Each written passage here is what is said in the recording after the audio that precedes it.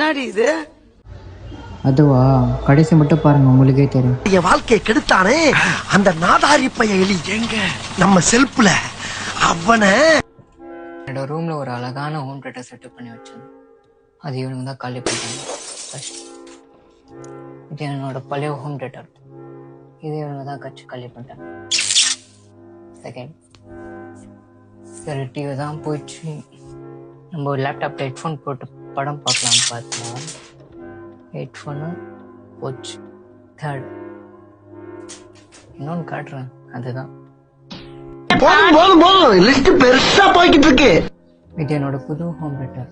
வாங்கி ஒரு மாதம் கூட அவ்வளோ நின்று. நேற்று தூங்கும் போது ஒரு சவுண்ட் பின்னாடி எதுவும் இருந்தாங்க. பார்த்தா ஸ்பீக்கர்.